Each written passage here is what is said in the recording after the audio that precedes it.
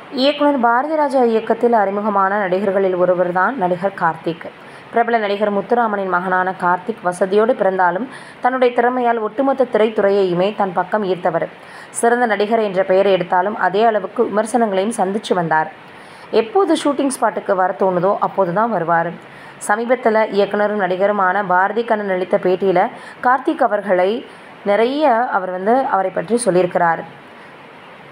அவர் நிறைய விஷயங்கள் தொடர்ந்து தனக்கு இது செய்கிறது சரிதானான்றது தெரியாமலே செஞ்சுருக்காரு அப்படின்ற மாதிரி பலர் சொல்லியிருக்கிறாங்க. மிகப்பெரிய அளவில் என்ன இருக்குது அப்படின்னா, பாரதி கண்ணன் அவர்கள் கார்த்திக்கை சந்தித்து கதை சொல்ல போயிருக்கார். போகும்போதே 5 லட்சம் ரூபாய் அட்வான்ஸோடு தான் போனேன்.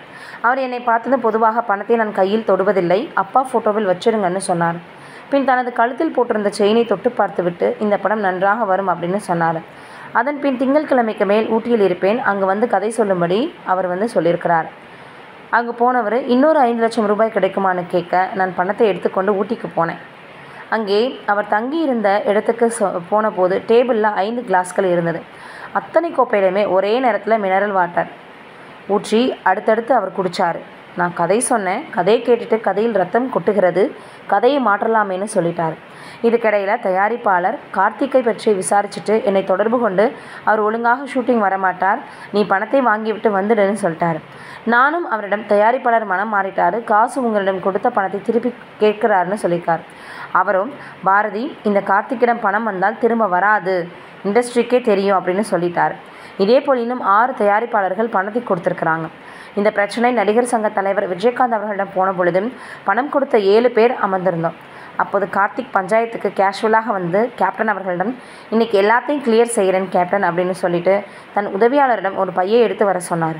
பையிலிருந்து பணத்தை எடுப்பார் அப்படின்னு பார்த்தா ஒரு வெள்ளை சீட்டை எடுத்து எல்லோருக்கும் தேதி கொடுத்தார். 7 பேரில் தயாரிப்பாளர் காஜா மைதீனும் ஒருத்தர். அவர் டென்ஷன் ஆகி சேரை எடுத்து அடிக்க பாஞ்சார். கார்த்திக்கோ கூலாக, பாய் கூல் பாய், நான் பணம் கொடுப்பேன், நீங்கள் என்னிடம் தேதி கேட்டீங்க, தேதி கொடுக்கிறேன்னு சொன்னார். இப்படி அவர் தனித்துவமான கேரக்டர். அவர் மிகப்பெரிய திறமையாளர், ஆனால் அவர் கெரியரை அவரே தான் கெடுத்துக்கிட்டாருன்னு பாரதி கண்ணன் அவர்கள் இப்போ தெரிவிச்சிருக்கிறார். உண்மையிலேயே நவரச நாயகன் அப்படின்னு தமிழ் சினிமாவில் கொண்டாடப்பட்ட ஒரு நடிகர் சின்ன சின்ன விஷயங்களால் இப்படியெல்லாம் அவர் கெட்ட பெயரை தானே ஏற்படுத்திக்கிட்டாரு அப்படின்றது இப்போ நினச்சா கூட நம்மளுக்கே வருத்தமாக தான் இருக்குது. நீங்கள் என்ன நினைக்கிறீங்கன்னு கமெண்ட்டில் சொல்லுங்கள்.